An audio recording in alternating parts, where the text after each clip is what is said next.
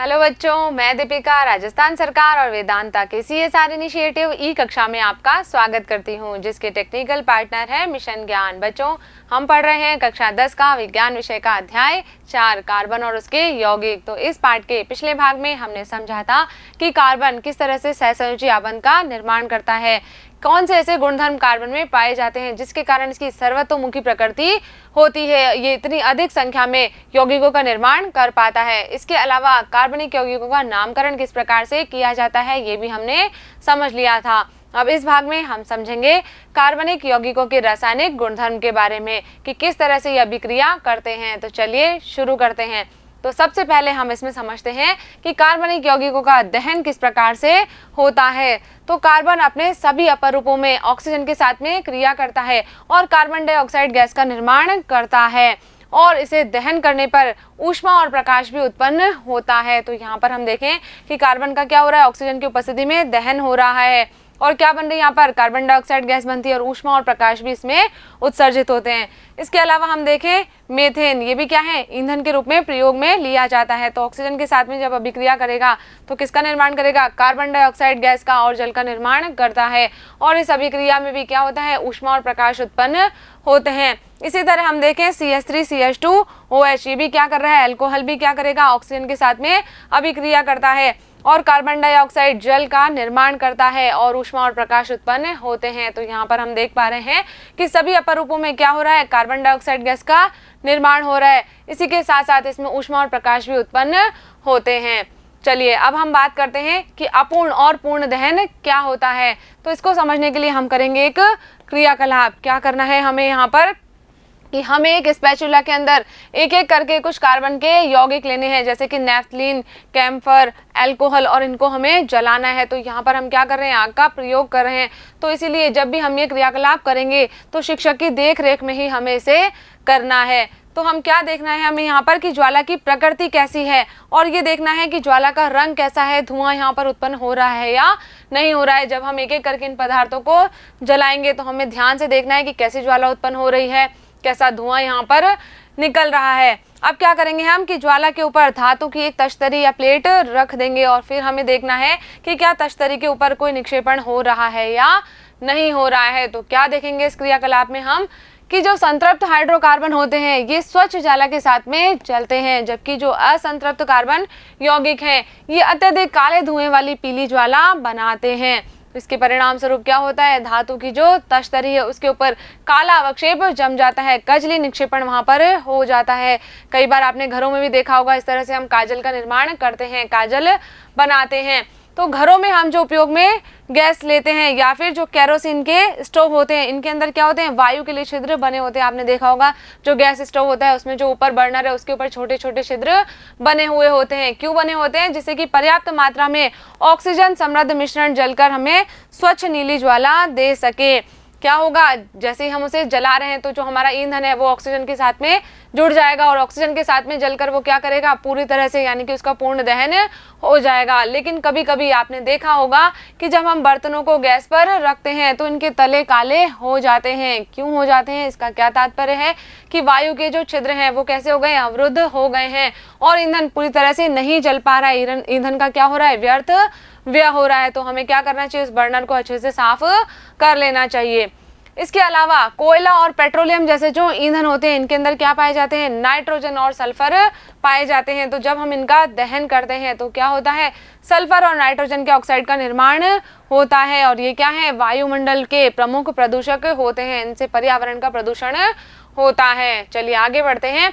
अब हम देखते हैं कि जब कुछ पदार्थ जलते हैं तो ये ज्वाला उत्पन्न करते हैं, जबकि कुछ पदार्थ ज्वाला उत्पन्न नहीं करते हैं। आपने देखा होगा कुछ पदार्थों को जलाने पर उनमें से ज्वाला उत्पन्न होती है, जबकि कोयले आदि को जलाने पर ज्वाला नहीं निकलती है। तो ऐसा क्यों होता है, जब आपने देखा होगा कि मोमबत्ती को या गैस स्टोव की जो LPG होती है ये क्या करती है, जलते समय ज्वाला उत्पन्न करते हैं, जबकि अंगीठी में जलने वाला कोयला या तारकोल जो है वो कभी कभी लाल रंग के समान उज्जवल होते हैं और किसके साथ जलते हैं, बिना ज्वाला के साथ में ऊष्मा देते हैं। ऐसा क्यों हो रहा है, क्योंकि जो गैसीय पदार्थ हैं केवल वो जलने पर ही ज्वाला उत्पन्न करते हैं, जबकि लकड़ी या तारकोल को जलाने पर क्या होता है, इनमें से जो वाष्पशील पदार्थ है ये वाष्पीकृत हो जाता है और ये केवल प्रारंभ में ही ज्वाला के साथ में जलते हैं, बाद में इनमें ज्वाला उत्पन्न नहीं होती है। क्यों नहीं हो रही है? क्योंकि गैसीय पदार्थ जलेंगे तो ही क्या होगा, ज्वाला उत्पन्न होगी, अन्यथा ज्वाला उत्पन्न नहीं होगी। चलिए अब कार्बनिक यौगिकों का अगला गुणधर्म देखते हैं। नेक्स्ट है ऑक्सीकरण। तो ऑक्सीकरण में क्या होगा, अभी हमने देखा कि दहन करने पर क्या होता है, कार्बन के जो यौगिक होते हैं ये सरलता से ऑक्सीकृत हो जाते हैं, लेकिन दहन की प्रक्रिया में कुछ ऐसी अभिक्रियाएं भी होती है जिनमें अल्कोहल क्या किस में बदल जाता है, कार्बोक्सिलिक अम्ल में बदल जाता है। यहाँ पर देखिए जो अल्कोहल है ये किस में बदल गया है, CH3COOH में, यानी कि कार्बोक्सिलिक अम्ल में बदल गया है। तो किस तरह से होती है ये अभिक्रिया, जब हमने क्या किया है, यहाँ पर क्षारीय KMnO4 या फिर अम्लीकृत पोटेशियम डाइक्रोमेट का उपयोग किया है और जब हम इसे ऊष्मा दे रहे हैं तो ये किस में बदल जाएगा, अल्कोहल कार्बोक्सिलिक अम्ल में बदल जाता है। क्या होता है यहाँ पर कि कुछ पदार्थ ऐसे होते हैं जो अन्य पदार्थों को क्या करते हैं, ऑक्सीजन देने की क्षमता रखते हैं। इन पदार्थों को हम क्या कहते हैं, ऑक्सीकारक कहते हैं। ऑक्सीकारक क्या करेंगे, दूसरे पदार्थों को ऑक्सीजन दे देंगे, उनमें ऑक्सीजन में वृद्धि कर देते हैं, तो ये ऑक्सीकारक कहलाते हैं। तो यहाँ पर जो क्षारीय पोटेशियम परमैंगनेट है या फिर अम्लीकृत पोटेशियम डाइक्रोमेट है, ये क्या करेंगे, अल्कोहल को अम्लों में ऑक्सीकृत कर देते हैं, यानी कि ये क्या कर रहे हैं, जो आरंभिक पदार्थ है उसके अंदर ऑक्सीजन को जोड़ देते हैं, ऑक्सीजन में वृद्धि कर देते हैं, तो इसलिए इनको क्या बोलते हैं, हम ऑक्सीकारक कहते हैं। हमने ऑक्सीकरण के बारे में भी पढ़ा था। क्या होता है ऑक्सीकरण, कि जब भी क्या होगा, ऑक्सीजन में वृद्धि होगी या हाइड्रोजन में कमी होगी, तो इसी प्रक्रिया को हम क्या कहते हैं, ऑक्सीकरण कहते हैं। तो यहाँ पर भी क्या हो रहा है कि ये जो पोटेशियम परमैंगनेट है या पोटेशियम डाइक्रोमेट है, ये क्या कर रहे हैं, अल्कोहल के अंदर क्या करेंगे, ऑक्सीजन में वृद्धि कर देंगे और उसे अम्लों में बदल देते हैं, तो इसीलिए हम क्या कह रहे हैं, ऑक्सीकारक कह रहे हैं। चलिए अगला गुण देखते हैं। नेक्स्ट है संकलन अभिक्रिया। तो ये जो कार्बन के यौगिक होते हैं ये संकलन अभिक्रिया भी करते हैं। क्या होती है संकलन अभिक्रिया, पैलेडियम अथवा निकिल जैसे उत्प्रेरकों की उपस्थिति में जो असंतृप्त हाइड्रोकार्बन है ये क्या करते हैं, हाइड्रोजन के साथ में योग कर लेते हैं, हाइड्रोजन को अपने में जोड़ लेते हैं और किसमें बदल जाते हैं, ये संतृप्त हाइड्रोकार्बन में बदल जाते हैं। तो ये अभिक्रिया क्या कहलाती है, संकलन अभिक्रिया कहलाती है। क्या हो रहा है, यहाँ पर हाइड्रोजन का योग हो रहा है और जो असंतृप्त हाइड्रोकार्बन है ये संतृप्त हाइड्रोकार्बन में बदल जाते हैं। तो हम यहाँ पर कह रहे हैं कि हमने पैलेडियम अथवा निकिल जैसे उत्प्रेरक की उपस्थिति में इस अभिक्रिया को करवाया है। तो उत्प्रेरक क्या होते हैं, उत्प्रेरक वे पदार्थ होते हैं जिनके कारण अभिक्रिया की दर बदल जाती है, लेकिन ये अभिक्रिया को बिल्कुल भी प्रभावित नहीं करते हैं। केवल किसको बढ़ा देते हैं, ये अभिक्रिया की दर को भिन्न दर से कर देते हैं, या तो कम भी कर सकते हैं या उससे ज्यादा कर सकते हैं। तो ये जो निकिल उत्प्रेरक है इसका उपयोग वनस्पति तेलों के हाइड्रोजनीकरण में किया जाता है। तो ये अभिक्रिया क्या कहलाती है, हाइड्रोजनीकरण भी कहलाती है, क्योंकि हम क्या कर रहे हैं, यहाँ पर हाइड्रोजन का योग कर रहे हैं। तो निकिल उत्प्रेरक का प्रयोग हम वनस्पति तेलों से घी के निर्माण में करते हैं, उनके हाइड्रोजनीकरण में करते हैं। तो यहाँ पर हम देखें कि जो वनस्पति तेल है इनके अंदर क्या होती है, लंबी असंतृप्त कार्बन श्रृंखलाएं होती है, जबकि जो जंतु वसा है उसके अंदर क्या होंगे, संतृप्त वसा होती है, संतृप्त कार्बन श्रृंखलाएं उसमें होती है। देखिए यहाँ पर ये क्या है, ये है असंतृप्त हाइड्रोकार्बन और हम क्या कर रहे हैं, निकिल उत्प्रेरक की उपस्थिति में इसमें हाइड्रोजन का योग कर रहे हैं, हाइड्रोजनीकरण की अभिक्रिया हम यहाँ पर कर रहे हैं। तो क्या होगा, ये जो R समूह है ये हट जाएंगे और इनका स्थान कौन ले लेगा, हाइड्रोजन ले लेगा, हाइड्रोजन का योग इसमें हो जाता है और अब यहाँ पर क्या बन गई है, संतृप्त वसा बन गई है। तो जो वनस्पति तेल होते हैं ये तो कैसे होते हैं, स्वास्थ्यवर्धक होते हैं, क्योंकि ये कैसे हैं, असंतृप्त हैं, जबकि जो जंतु वसा है इसके अंदर क्या है, संतृप्त वसाम्ल होते हैं जो हमारे स्वास्थ्य के लिए हानिकारक होते हैं। तो इसीलिए खाना पकाने के लिए हमें असंतृप्त वसा अम्लों वाले तेलों का उपयोग ही करना चाहिए। तो किसका प्रयोग करेंगे हम यहाँ पर, जिसमें असंतृप्त हाइड्रोकार्बन उपस्थित है उनका प्रयोग हमें करना चाहिए। और जो जंतु वसा है उसके अंदर क्या है, संतृप्त वसाम्ल है, तो इसलिए हमारे शरीर के लिए हानिकारक होते हैं, इनका प्रयोग हमें नहीं करना चाहिए। नेक्स्ट अभिक्रिया देखते हैं हम।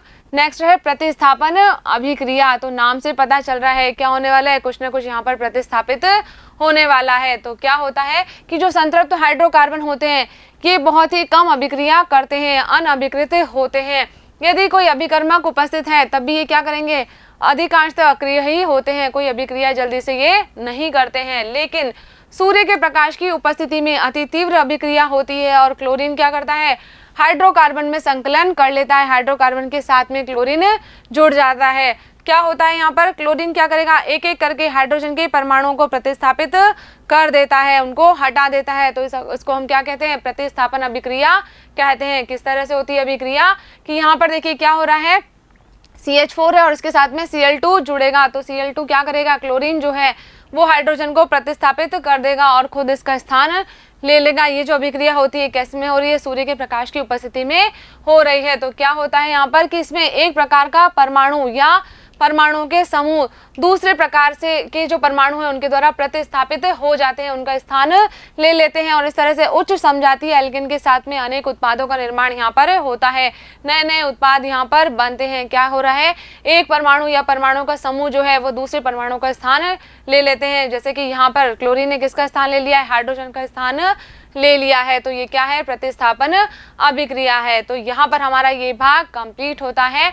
अब कर लेते हैं हम इस भाग से संबंधित कुछ प्रश्न जो कि हमारी पाठ्य पुस्तिका में दिए गए हैं। तो पहला प्रश्न दिया है हमें कि एथेनॉल से एथेनॉइक अम्ल में परिवर्तन को ऑक्सीकरण अभिक्रिया क्यों कहते हैं। तो सबसे पहले हम देखते हैं कि एथेनॉल जो है वो एथेनॉइक अम्ल में परिवर्तित किस प्रकार से होता है। तो क्या हो रहा है यहाँ पर देखिए, ये एथेनॉल है तो इसमें ऑक्सीजन में क्या होगी, वृद्धि होगी। तो यहाँ पर क्या हो जाएगा, ऑक्सीजन इसके साथ में जुड़ जाएगा और H2O अलग हो जाता है और ये किस में परिवर्तित हो जाता है, एथेनॉल में परिवर्तित हो जाता है। क्योंकि जो प्रकारात्मक समूह है यहाँ पर तो क्या था, अल्कोहल का था, अब क्या हो गया यहाँ पर एल्डिहाइड का हो गया है। तो क्या नाम हो जाएगा इसका, एथेनॉल। अब इस एथेनॉल में क्या होगा, ऑक्सीजन का वापस से संयोग होता है और ये किस में बदल जाता है, एथेनॉइक अम्ल में बदल जाता है। देखिए यहाँ पर कार्बोक्सिलिक समूह आ गया है तो किस में परिवर्तित हो गया, ये एथेनॉइक अम्ल में परिवर्तित हो गया है। अब यहाँ पर प्रश्न पूछा गया है कि इसे हम ऑक्सीकरण अभिक्रिया क्यों कह रहे हैं। तो क्या हो रहा है यहाँ पर, ऑक्सीजन में वृद्धि हो रही है। तो जब एथेनॉल से एथेनॉइक अम्ल में परिवर्तन होता है तो क्या हो रहा है, हाइड्रोजन में तो कमी हो रही है और ऑक्सीजन में वृद्धि होती है और इसे ही हम क्या कहते हैं, ऑक्सीकरण अभिक्रिया कहते हैं। जहां पर क्या होगा, हाइड्रोजन में कमी होगी और ऑक्सीजन में वृद्धि होगी, ऑक्सीजन का योग होगा। तो ऐसी अभिक्रियाएं क्या कहलाती है, ऑक्सीकरण अभिक्रिया कहलाती है। नेक्स्ट क्वेश्चन देखते हैं कि ऑक्सीजन तथा एथाइन के मिश्रण का दहन वेल्डिंग के लिए किया जाता है। क्या आप बता सकते हैं कि एथाइन तथा वायु के मिश्रण का उपयोग क्यों नहीं किया जाता है। तो वायु के मिश्रण का प्रयोग हम यहाँ पर क्यों नहीं कर रहे हैं, क्योंकि जब ऑक्सीजन और एथाइन के मिश्रण का दहन करते हैं तो क्या होता है, यहाँ पर पूर्ण दहन होता है और इस प्रक्रिया में बहुत अधिक मात्रा में ऊष्मा उत्पन्न होती है। जबकि यदि मान लीजिए हमने एथाइन और वायु के मिश्रण का दहन किया है तो इतनी अधिक मात्रा में ऊष्मा उत्पन्न नहीं हो पाती है और वेल्डिंग का कार्य जो है वो पूरा नहीं हो पाता है। तो क्या लिखेंगे हम यहाँ पर कि ऑक्सीजन तथा एथाइन के मिश्रण का दहन वेल्डिंग के लिए किया जाता है, जबकि एथाइन तथा वायु के मिश्रण का नहीं, क्योंकि ऑक्सीजन व एथाइन के दहन में क्या होता है, पूर्ण दहन होता है। इस कारण से अधिक मात्रा में ऊष्मा उत्पन्न होती है, जबकि वायु और एथाइन के दहन में अपूर्ण दहन होने के कारण कम मात्रा में ऊष्मा उत्पन्न होती है। तो इसीलिए यहाँ पर वायु और एथाइन के मिश्रण का प्रयोग नहीं किया जाता है। तो बच्चों यहाँ पर ये भाग हमारा कंप्लीट हो गया है। मुझे उम्मीद है कि इस वीडियो में हमने जो भी बातें की है वो आपने अच्छे से समझी होगी और अपनी कॉपी में नोट भी कर ली होगी। तो मिलेंगे हम अगले वीडियो में इस पाठ के अगले भाग के साथ। तब तक आप पढ़ते रहिए, आगे बढ़ते रहिए। धन्यवाद।